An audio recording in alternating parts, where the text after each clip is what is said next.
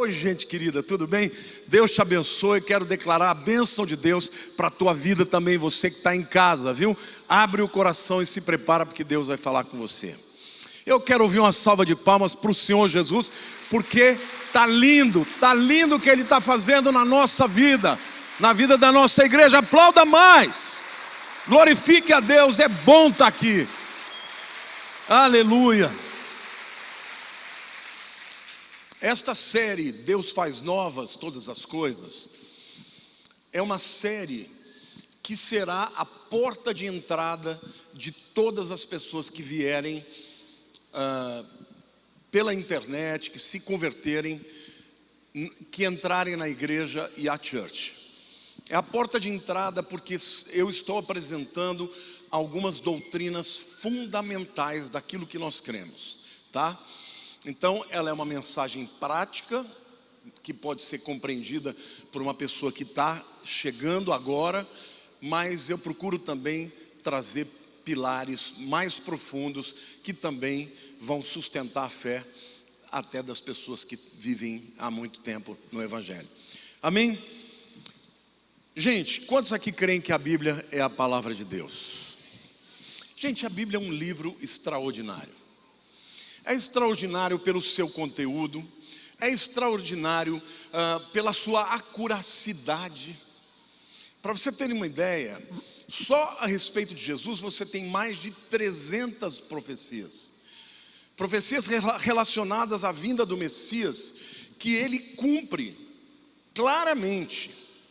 Dessas 300, você tem 61 profecias que são muito específicas, que fala onde ele nasceria, que fala, por exemplo, como ele seria chamado, que fala o lugar onde ele atuaria, ou seja, daí vai por diante, até mesmo a sua morte está lá profetizada. No entanto, a Bíblia, ela é muito questionada. Hoje ela está sendo questionada de uma maneira assintosa, aberta, pela mídia, pelas universidades, pelos educadores.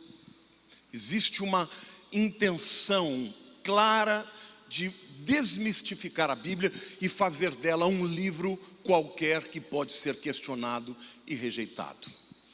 Mas nós, aqueles que são cristãos, nós precisamos conhecer a Bíblia e saber que ela é a palavra de Deus. Amém?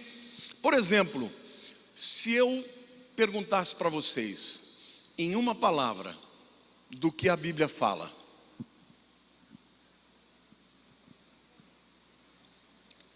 qual é o centro da Bíblia? Eu ouvi alguém dizendo, fala mais alto. Jesus. Jesus é o centro da Bíblia. Jesus mesmo falou a respeito disso. Examinai as Escrituras. Vós julgais ter nelas vida eterna. Elas falam de mim. Então, o Velho Testamento inteiro aponta para Jesus. O Velho Testamento é Jesus escondido. O Novo Testamento é Jesus revelado. Mas seja no Velho Testamento, seja no Novo Testamento, o tema central da Bíblia é Jesus. Então a Bíblia fala de Jesus através de profecias, mas a Bíblia também fala de Jesus através de metáforas, de símbolos, de figuras. E dentre as muitas figuras e símbolos que o Velho Testamento apresenta, tem duas pelas quais eu me apaixonei particularmente, e que eu entendo serem muito importantes para que todo mundo consiga explicar a Jesus para aqueles que estão chegando. E essas duas figuras são, na verdade, o tema da mensagem de hoje, as duas arcas. E eu hoje, quando eu terminar essa palavra, eu quero que todo mundo saia daqui sabendo do que se trata isso. Quais são as duas arcas que a Bíblia fala, gente? A arca de Noé, que é a arca grande, e qual é a outra? A arca da aliança. A arca de Noé, gente, a arca grande, representa Cristo, mas representa também nós em Cristo. Então diga assim: a arca de Noé representa a nossa realidade em Cristo. E a Bíblia fala de muitas realidades. Por quê? Porque a arca de Noé, na verdade, protegeu Noé, sua família e todos os animais que entraram do juízo que vinha sobre a terra. E é exatamente isso que Jesus faz. Quem está em Cristo é nova criatura. Nós todos somos herdeiros de Deus em Cristo. Então diz assim: a arca de Noé fala da nossa realidade em Cristo. Quando nós estamos em Cristo, na sua dimensão. Mas a arca da aliança fala de Cristo em nós. Uau! Diga assim: a arca de Noé, nós em Cristo. A arca de aliança, Cristo em nós. Não é lindo isso? O tabernáculo, o lugar onde a arca estava depositada, no Santos dos Santos, ele representa, na verdade, um corpo humano. Este símbolo, ele é usado nas Escrituras. Quando fala que Jesus habitou entre nós, a palavra ali é tabernáculo. E este tabernáculo no qual a arca estava inserido, na verdade representa o corpo do ser humano. Hoje eu vou apresentar para vocês a arca grande. E domingo que vem eu vou falar da arca menor. Então hoje eu vou apresentar para vocês os princípios espirituais e as verdades espirituais de todos aqueles que estão em Cristo. E no domingo que vem eu vou falar de todos os benefícios que nós temos por Cristo habitar em nós. Então, está claro isso? A arca grande fala do quê? Nós em Cristo. E a arca pequena fala do quê? Cristo em nós. Não vão esquecer nunca mais, tá bom? Se não esquecerem, o meu objetivo já foi alcançado. Mas olhando aqui para a arca grande, a arca de Noé, eu quero fazer algumas aplicações que são muito importantes para você saber e também poder compartilhar com aqueles que estão chegando. Você que é líder de célula, você que é alguém que tem trazido pessoas, convidado pessoas, que tem falado de Cristo, este símbolo, ele tem lições extraordinárias, que falam da nossa salvação em Cristo quando estamos nele, e você aprendendo isso, você pode compartilhar com muita gente. Amém? Bom, a primeira coisa que a gente tem que entender, que a arca grande, a arca de Noé, ela era perfeita. A gente ouve muito aí das grandes montadoras do mundo, né? Fazendo o chamado recall. Quantos já ouviram falar disso?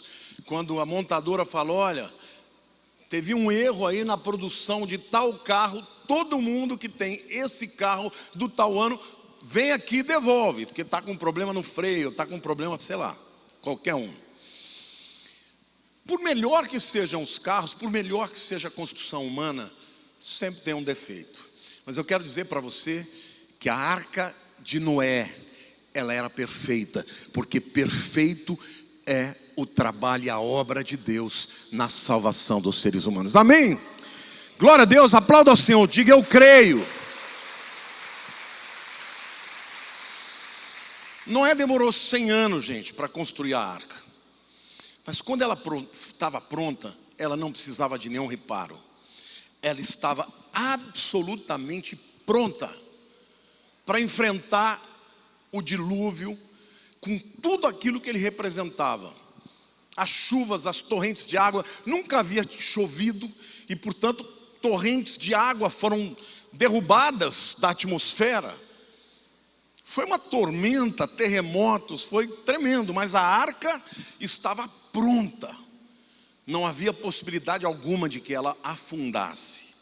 Então, todos que estiveram lá dentro estavam absolutamente protegidos, salvos do juízo e do dilúvio.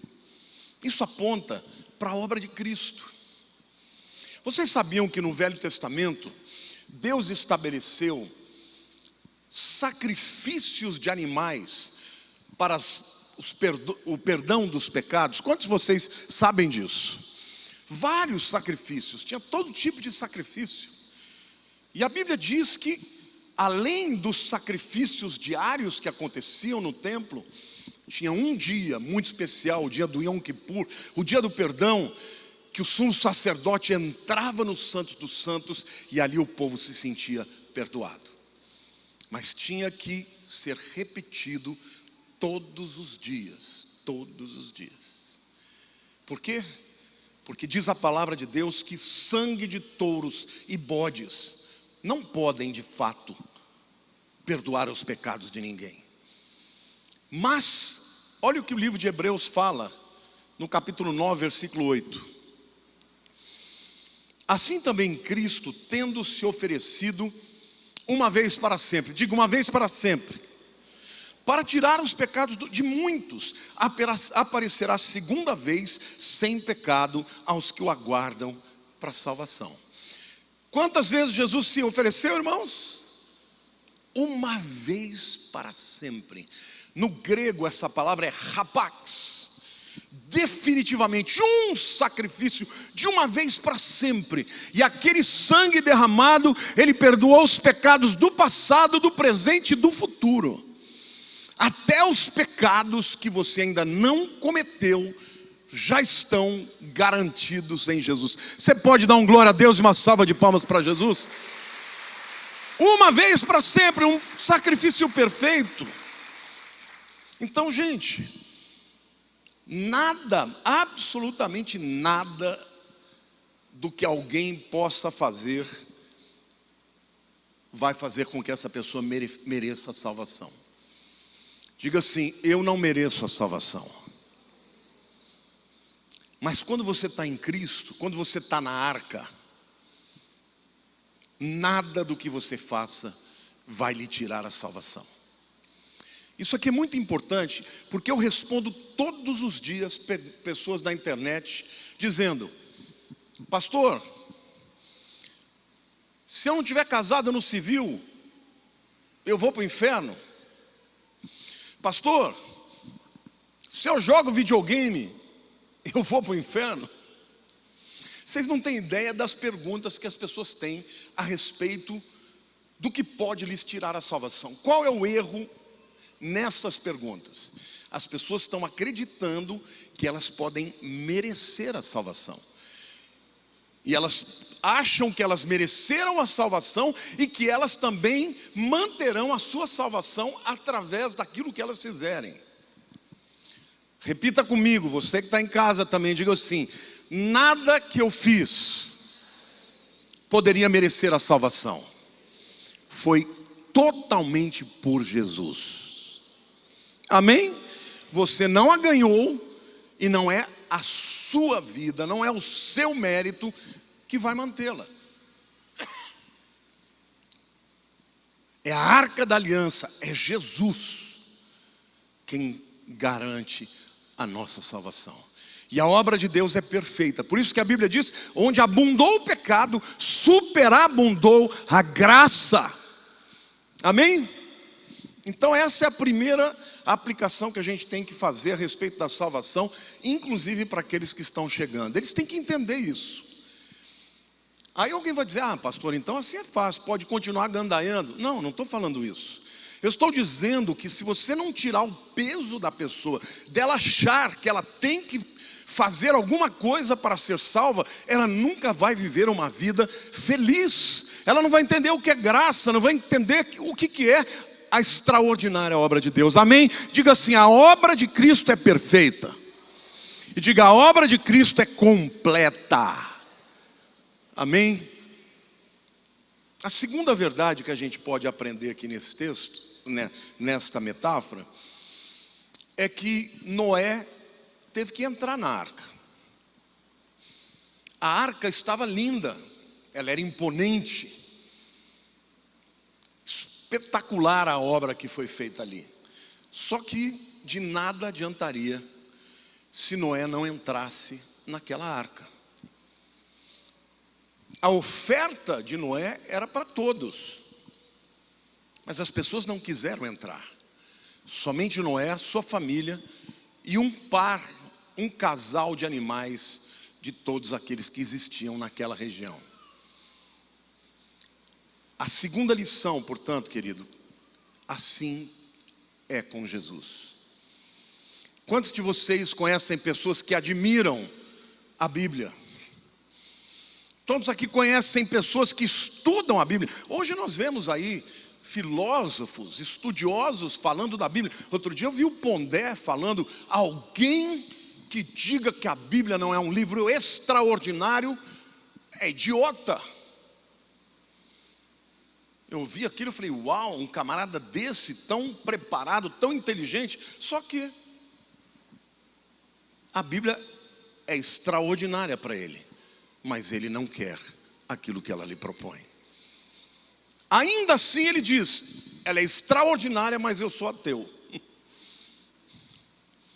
Então é isso, existem tantas pessoas que namoram com a Bíblia, namoram com o Evangelho, namoram com a palavra da salvação, mas nunca entram na arca, nunca convidam a Cristo para entrar na sua vida. Então a segunda verdade, querido, que eu quero dizer para todos vocês, aliás, deixa eu fazer uma pergunta: quantos aqui já entraram na arca?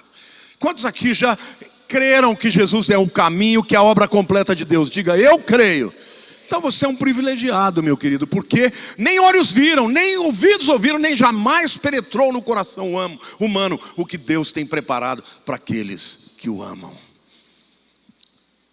Eu perguntei para vocês qual era o tema central da Bíblia, e quem respondeu Jesus respondeu certo. Mas eu tenho um versículo que eu creio que é o central da Bíblia. Qual é? Porque Deus amou o mundo de tal maneira que deu seu único filho, para que todo aquele que nele crê não pereça, mas tenha a vida eterna. Este é o tema central. Deus amou o mundo inteiro? Diga sim. Deus não amou alguns somente. E também não acredito nessa teologia, da expiação limitada, que Deus mandou Jesus só para os salvos. Não, Ele mandou para o mundo inteiro. Mas todo mundo vai ser salvo? Não, somente quem creu, somente quem confessou Jesus, somente quem entrou na arca. Amém ou não? Então nós, a exemplo de Noé, temos que fazer o convite, mas a decisão é de cada um. Se o indivíduo não fizer a decisão, não entregar a vida para Jesus, não reconhecer que é pecador, não reconhecer que se não entrar na arca, o dilúvio virá, o juízo virá, não haverá salvação. E Cristo, nesse mesmo capítulo, Ele diz assim, eu vou ler os versículos 16 a 18. Porque Deus amou o mundo de tal maneira que deu seu Filho unigênito, para que todo aquele que nele crê não pereça, mas tenha a vida eterna. Agora é o seguinte que diz: porquanto Deus enviou o seu Filho ao mundo, não para que julgasse o mundo, mas para que o mundo fosse salvo por ele. Quem nele crê, não é julgado. O que não crê, já está julgado. Porquanto não crê no nome do unigênito Filho de Deus. Quem nele crê, o que diz? Não é julgado. O que não crê, já está julgado. É simples assim. Imagina a arca.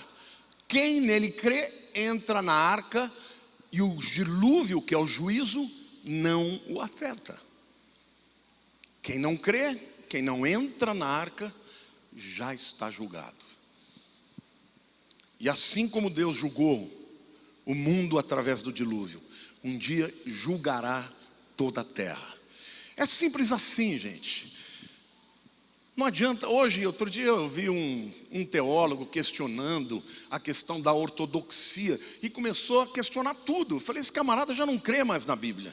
Ele já está olhando para o lado humano da Bíblia. Não, a Bíblia é a palavra de Deus. A Bíblia tem poder de vida e de morte. Amém, igreja? Então é isso, a mensagem da cruz ainda é essa. Pregue Jesus. A oferta está feita.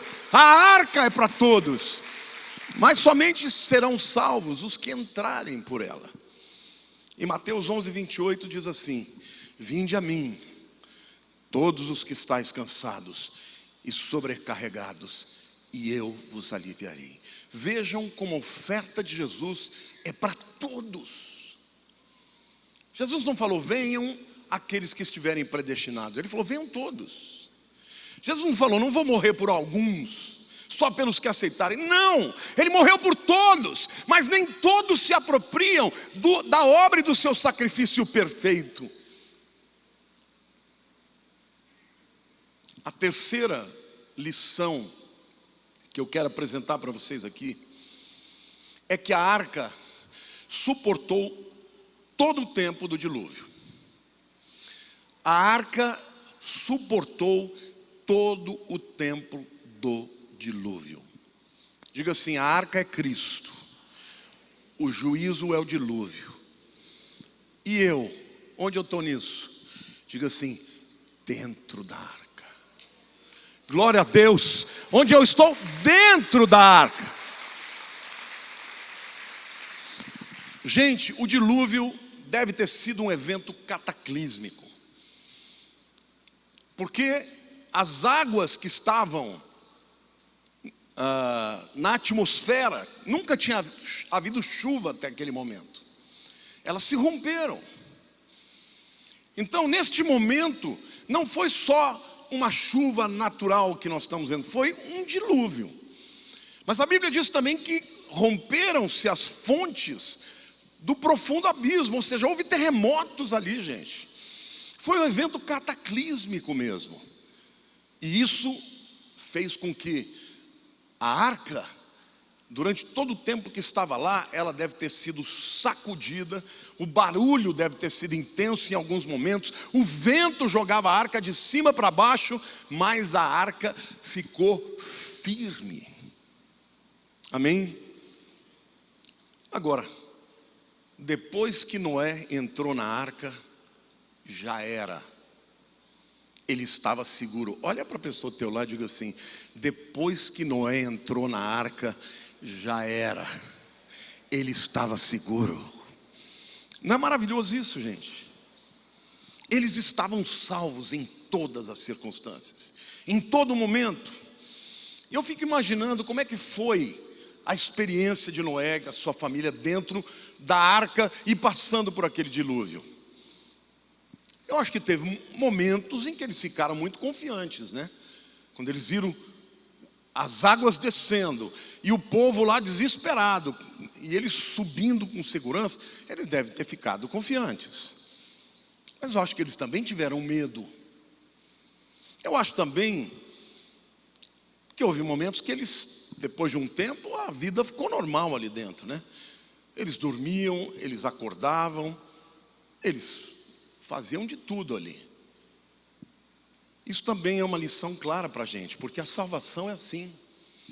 Depois que você entrou na salvação que é em Cristo, você continua salvo quando você está confiante, você continua salvo quando você está com medo, você continua salvo quando você está acordado, você continua salvo quando você está dormindo.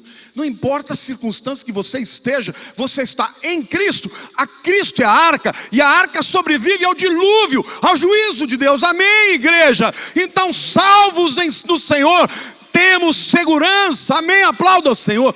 Não tenha dúvida, não tenha medo. Isto fala da segurança da salvação. Se você é crente, se você entendeu o que Jesus fez, para com essa coisa de ficar com medo toda hora de perder salvação. Tem gente que pensa que salvação se perde e ganha que nem você troca de roupa. Não.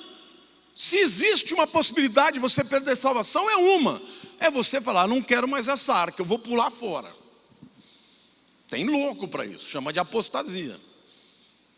Mas se você não sair da proteção da arca, continuar crendo e confessando que Jesus é o teu Salvador, mesmo que você balance, mesmo que lá fora as circunstâncias sejam muito adversas, você continuará salvo.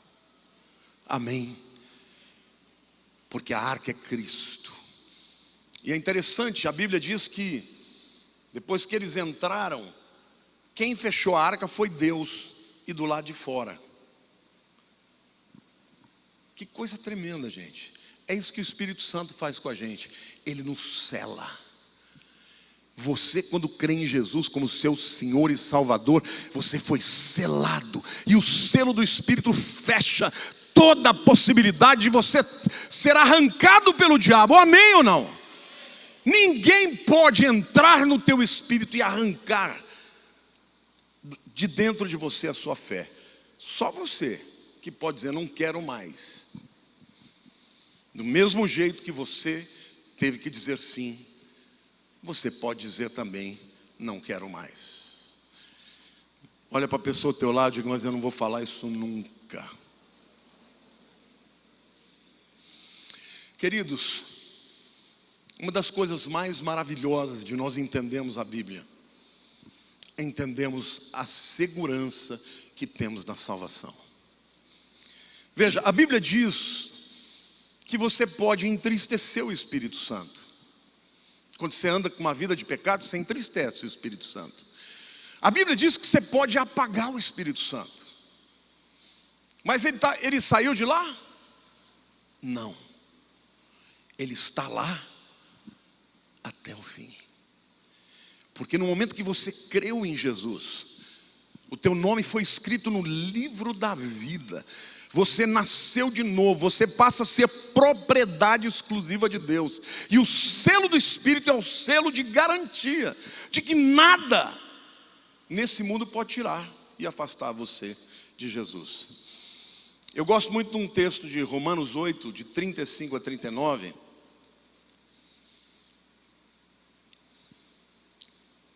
Até peguei aí do Ramon, que ele estava usando na mensagem dele, e falei, vou usar na minha também. Quem nos separará do amor de Cristo? Olha aí, gente, presta atenção. Aqui o apóstolo Paulo, é interessante você analisar o desenvolvimento da teologia paulina no livro de Romanos. No capítulo 1, ele diz que todos os gentios estão irremediavelmente perdidos. No capítulo 2, ele fala, mas não pensa você que você é judeu, que você está diferente não. Porque vocês também pecam diante da lei e vocês também estão perdidos. No capítulo 3, ele fala, bom, então todos pecaram e destituídos estão da glória de Deus. No capítulo 4, ele introduz um personagem chamado Abraão. E ele fala assim, por acaso Abraão foi justificado pelas obras ou pela fé? É uma pergunta retórica. O pai Abraão foi justificado pela fé. Então pera lá. Quer dizer que a solução de Deus é a fé. Fé em quem? Em Jesus. No capítulo 5, depois que ele apresenta Abraão, ele fala, então justificados, pois mediante a fé, temos paz com Deus por meio do nosso Senhor Jesus Cristo. Glória a Deus, é pela fé que somos justificados. Aí chega no 6, ele fala, então quer dizer que eu posso pecar à vontade? Para que a graça superabunde? Ele, não, de jeito nenhum. Porque quem anda em pecado é escravo do pecado. Ele não está falando de perder salvação. Ele está dizendo uma pessoa ser escrava do pecado. Então, eu tenho que abandonar o pecado, porque o pecado é ruim. Não é porque ele me tira a salvação. Aí no capítulo 7, ele vem e fala do quê? Da luta da carne com o espírito. Que é uma luta que todos nós enfrentamos. E é exatamente nesta luta que o diabo vem e fala, você perdeu a salvação, Deus não te ama, você está fora. Você vai dizer, eu estou na arca que é Cristo. Amém. Ele continua te amando quando você está em pecado. Uma vez que você entrou na arca, você está salvo, meu irmão. Aí no capítulo 7 ele confessa que ele quer muito fazer a vontade de Deus, e muitas vezes ele não consegue. Capítulo 7, eu sempre digo, é um capítulo que todo crente devia ler, não só para a sua própria vida, para entender a luta que nós temos todos os dias, como também para não julgar os outros que passam por lutas pessoais. E Paulo fala: eu queria fazer o bem, está dentro de mim, mas eu não consigo fazer. Porque o bem que eu quero fazer eu não faço, o mal que eu não quero fazer se eu faço. Quem me livrará do corpo dessa morte? Ele reconhece que o corpo humano é um corpo que tem essas duas naturezas, e isso é uma verdade que todo crente tem que saber. Mas quem me livrará? Ele dá a resposta: graças a Deus por Jesus Cristo. Então quanto mais de Cristo em você, mais a carne vai morrer. Quanto mais do Espírito Santo, mais você vai ficar firme com Deus, amém? Aí ele chega no capítulo 8 e ele traz uma declaração maravilhosa. Meu Deus, então agora eu entendi. Quem pode me livrar? Quem pode me separar do amor de Deus que está em Cristo Jesus? E eu vou ler para vocês. Romanos 8, de 35 a 39. Quem nos separará do amor de Cristo? Será tribulação, ou angústia, ou perseguição, ou fome, ou nudez, ou perigo, ou espada? Como está escrito: por amor de ti somos entregues à morte todo dia. Fomos considerados como ovelhas para o matadouro. Em todas essas coisas, porém, somos mais do que vencedores. Diga assim: em todas estas coisas somos mais do que vencedores. Por quem? Por meio daquele que nos amou. Diga: por meio daquele que nos amou. E aí ele diz: porque eu estou bem certo de que nem a morte, nem a vida, nem os anjos, nem os principados, nem as coisas do presente, nem do porvir, nem os poderes, nem a altura, nem a profundidade, nem qualquer outra criatura poderá separar-nos do amor de Deus que está em Cristo Jesus, nosso Senhor. Aleluia! Se você está em Cristo, nada disso pode te separar dele. Nada pode te separar. Você está dentro da arca, você está protegido pela arca. Então, meus irmãos, você pode até perder a vida, você pode morrer por uma enfermidade, ou até morrer pela sua fé. Mas isso não te separa do amor de Cristo, porque o amor de Cristo está além da vida. O amor de Cristo é eterno. Ele não deixa de te amar quando você peca, e Ele não te ama mais porque você faz algo bom. Ele te ama completamente, plenamente, sempre amou. Mas no momento em que você diz sim, eu entro na arca, eu entro em Jesus, você está blindado, está selado, está guardado. Então você que é crente, você tem que ter muita certeza da salvação, porque não diz respeito ao que você fez, mas aquilo que Ele fez. E Ele é a arca, e a sua obra é completa, e a sua obra é perfeita. Mas em quarto lugar, eu quero dizer para vocês que o dilúvio passou. E a arca desceu num monte chamado Ararat. Arar no hebraico é maldição. Ararat é maldição revertida. Uau! A arca que representa Cristo desceu num monte chamado maldição revertida. E detalhe, a Bíblia diz que ela desceu no 17º dia do 7º mês. Olha, o 7º mês é o mês de Nisan. O mês de Nisan é um mês muito importante, porque no 14º dia acontecia a Páscoa. Espera lá, a Páscoa acontece no 14º dia. Quando Jesus morreu mesmo, gente? Na Páscoa. Então Jesus morreu em que dia? No 14º dia do mês de Nisan. Mas Jesus ressuscitou ao terceiro dia. Então que dia que Jesus ressuscitou? No 17º dia do mês de Nisan. Querido, quando a arca da aliança desceu, foi 3.000 anos antes da ressurreição de Jesus. Deus estava mais uma vez usando dos seus símbolos e das suas metáforas. Ele estava ali celebrando o aniversário antecipado do dia que a verdadeira maldição seria revertida. Quando foi que a maldição foi revertida? Foi na morte? Não, foi quando? Foi na ressurreição. Então, querido, quando você entra na arca, o dia que ela pousou lá no Monte Ararat, Deus estava dizendo: um dia, verdadeiramente, toda maldição do pecado será revertida e o diabo será derrotado definitivamente, porque Cristo, a arca da aliança, ressuscitou no 17º dia de Nisan. Aleluia! Glória a Deus, igreja.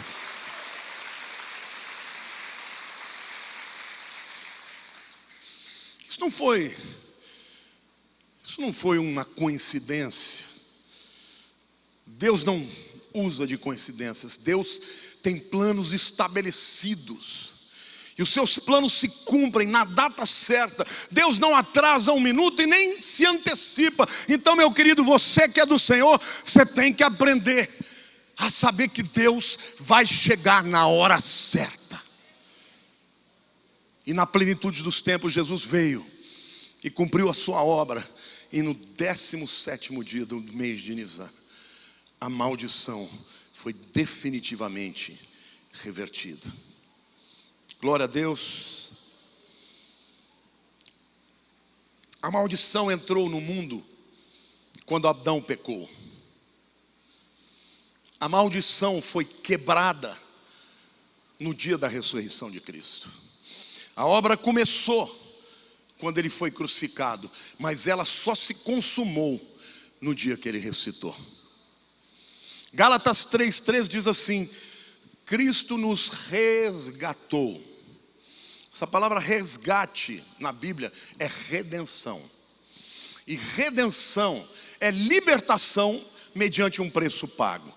Então digo assim: Cristo pagou a minha fiança da maldição da lei, fazendo-se ele próprio maldição em nosso lugar, porque está escrito: maldito todo aquele que for pendurado em madeiro.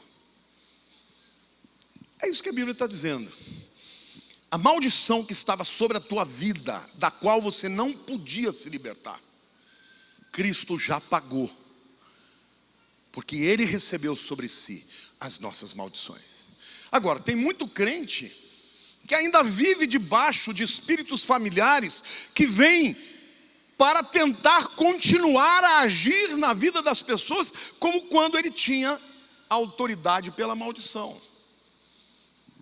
Então, eu sou muito contra esse negócio de crente quebrar a maldição de crente. Se o cara já aceitou Jesus, a maldição já está quebrada. O que você tem que dizer? Ô demônio, vai procurar a tua turma, porque aqui você não tem mais direito nenhum. Então você tem que ensinar o camarada a se apropriar do que Cristo já fez, porque ele já fez. Amém ou não? Glória a Deus, levante a mão para o céu, filho. Ele já fez. Ele já fez. E você creu nisso?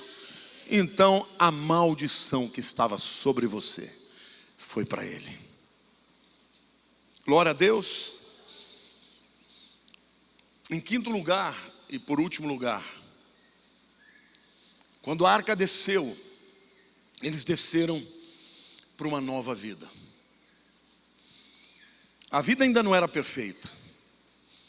Vocês sabem que Noé se embebedou, plantou uma vinha, se embebedou. Ali fica claro que ainda isso representa a vida humana. Que embora nós já tenhamos todas essas bênçãos, já tenhamos sido libertos e livres do juízo, continuamos ainda com as nossas questiúnculas, com os nossos problemas, com as nossas limitações.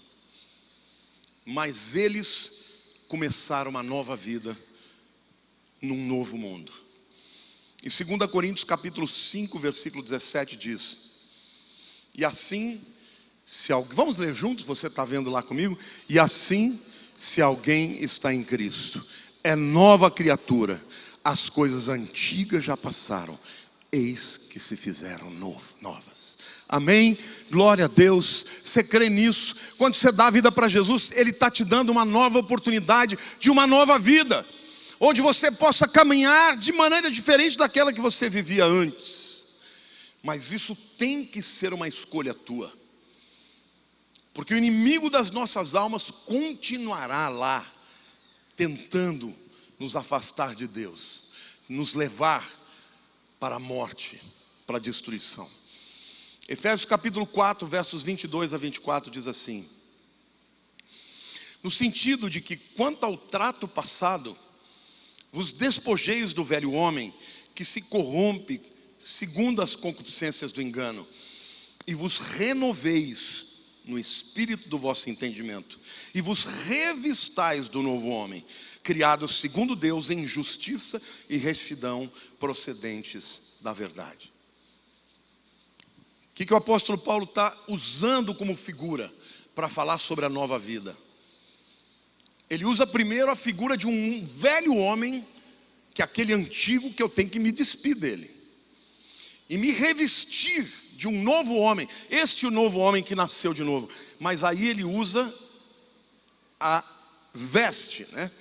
Está falando aqui de se revestir, literalmente ele está usando a figura de você trocar de roupa. Quantos aqui trocam de roupa todo dia? Qual é a lição que nós temos aqui, gente? Somos salvos por Jesus, permanecemos salvos. Mas o que acontece com você se você não trocar de roupa? Hein? Começa a cheirar mal, né? O que você faz todo dia? Eu espero que você faça, pelo menos aqui no Brasil, né? Toma banho. Como que é a nossa renovação em Cristo? É diária. Você lê a Bíblia todo dia, você ora todo dia, você confessa os seus pecados todo dia, você se despe daquilo que é do velho homem, né? As atitudes, os pensamentos, os sentimentos, o comportamento, você se despe e se renova com o novo homem. Amém? Então, se você estava acostumado a ser mentiroso, começa a tirar a vestimenta da mentira e começa a se revestir da verdade. Amém? Se você era uma pessoa maldosa, que gostava de fazer fofoca, isso é velho homem. Tire a sua fofoca e coloque no lugar disso a verdade. Amém, gente? É isso que Deus espera de nós. É uma luta. Enquanto estivermos nessa vida, nós estamos caminhando num terreno perigoso. Só que não se esqueça, uma vez que você entrou em Cristo, você está salvo. Nunca mais tenha dúvida disso. Porque duvidar da salvação é diminuir a obra de Cristo.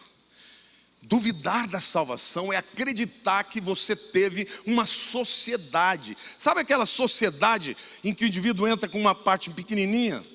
Né? Às vezes o marido precisa de uma sócia, não quer pôr ninguém, ele bota a mulher com 1%, ele fica com 99%, mas ela é sócia.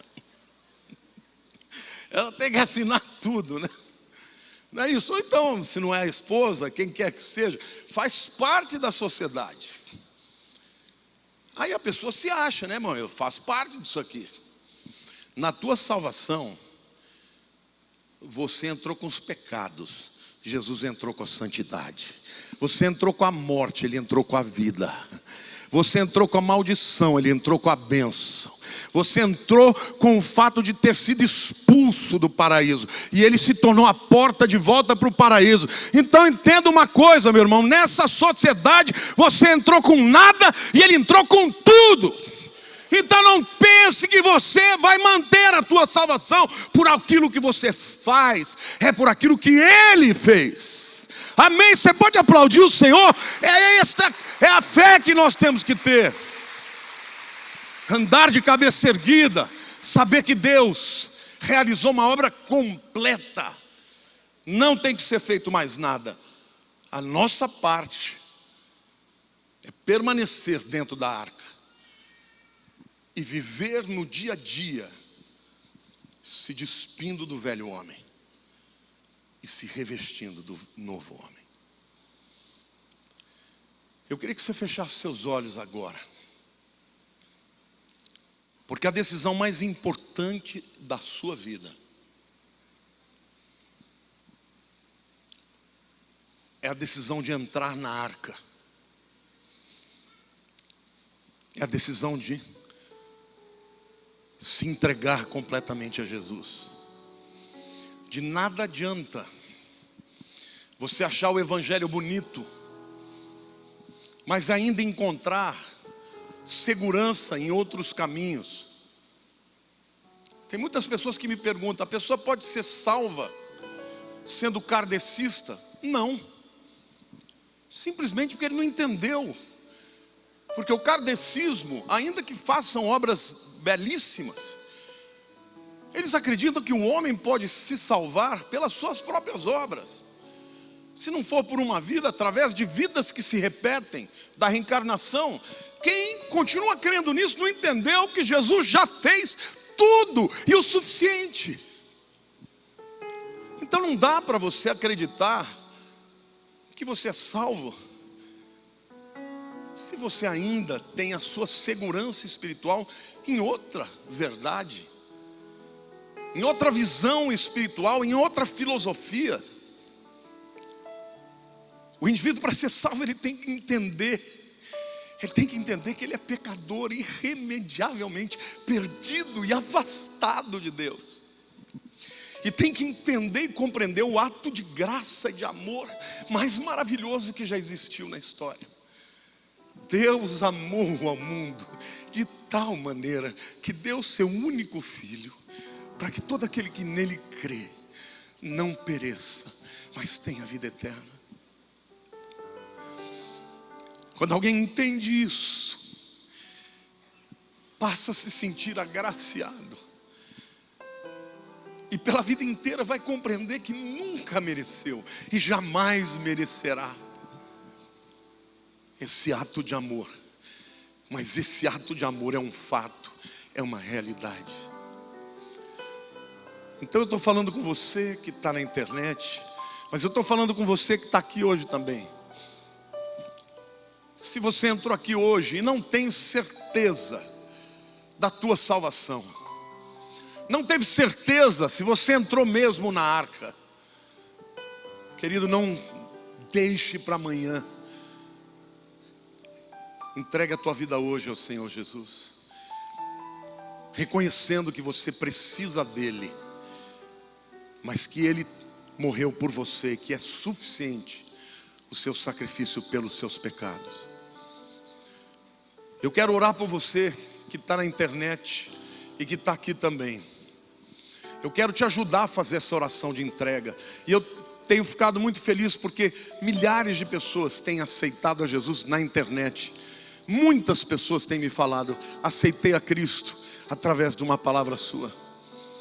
E hoje eu estou aqui mais uma vez como somente um canal. Não existe em mim nenhum poder, não existe em mim nenhuma justiça para te salvar, mas eu posso falar, e falarei até o último dos meus dias, que Jesus morreu para te salvar.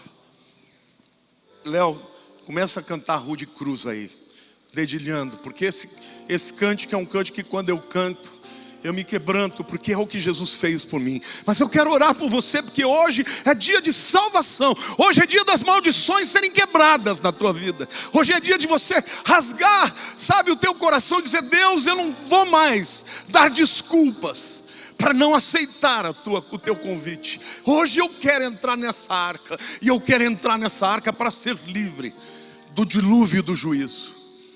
Se há alguém aqui hoje, nesta manhã, eu quero que você levante a tua mão onde você estiver, eu vou orar por você e com você. Alguém levante a sua mão. Hoje é o dia de você entregar a sua vida para Jesus. Graças a Deus aqui. Fica com a mão levantada. Há mais alguém aqui? Graças a Deus aqui também. Há alguém desse lado aqui? Graças a Deus lá também. Aqui desse lado aqui, alguém?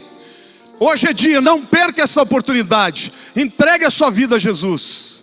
Aleluia. Aleluia, graças a Deus por essa vida também. Você que está em casa, você está vendo esse QR Code, Coloque o teu celular lá e declare: eu estou entregando a minha vida para Jesus. E no momento que eu estiver orando, você vai fazer essa oração juntamente comigo. Eu vou pedir para essas pessoas que levantaram a mão para ficarem de pé no seu lugar, porque eu quero vê-las melhor enquanto a gente estiver orando. Não tenha vergonha, gente. Hoje é o dia de você fazer essa decisão. Graças a Deus, graças a Deus. Então põe a mão no seu coração e diga assim: Senhor Jesus, hoje eu me entrego a Ti. Hoje eu compreendi que o Senhor Jesus morreu pelos meus pecados. E hoje eu me entrego a Ti. E hoje eu confesso que o Senhor é o meu Senhor e o meu Salvador. Obrigado porque na cruz do Calvário todas as maldições foram quebradas. E a partir de hoje eu sou nova criatura. E eu vou viver para a honra e glória do Teu nome. Amém. A igreja aplauda ao Senhor. Queridos, a salvação é para todos que quiserem. Jesus tocou num leproso que era rejeitado pela sociedade. Perdoou uma prostituta que deveria pela lei ser apedrejada. Expulsou os demônios de uma mulher chamada Maria Madalena e fez dela sua discípula. Perdoou o traidor Pedro e teria perdoado a Judas se esse se arrependesse.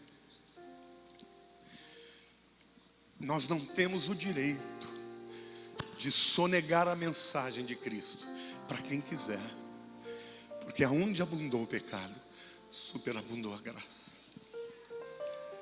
Diante de Deus, nós só temos valor de fato quando a gente compreende isso, que foi por causa dele. E dessa maneira a gente possa estender a mão para todo aquele que precisa de Jesus, mesmo que não saiba, orando e intercedendo.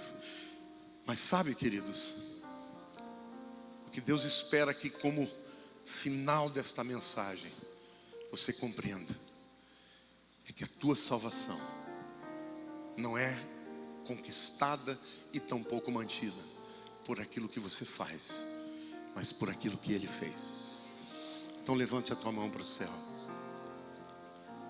Senhor, que a tua graça, a graça de ter trocado de lugar comigo e com os meus irmãos, a graça de Jesus, que esse amor incondicional de ter dado o seu único filho para morrer no meu e no lugar de todos nós, e a presença do Espírito Santo dentro de nós como selo, como garantia que somos teus até o dia da redenção. Nós te agradecemos, ó Deus, que nós possamos ter nessa segurança a alegria, adoração, louvor, para viver sim, ó Deus, cada vez mais buscando a tua santidade, a tua vontade, mas jamais, ó Deus, cedendo aos enganos e às acusações do inimigo que vem para, Senhor, matar, roubar e destruir. Que todos que me veem e todos que estão aqui hoje sejam cheios dessa segurança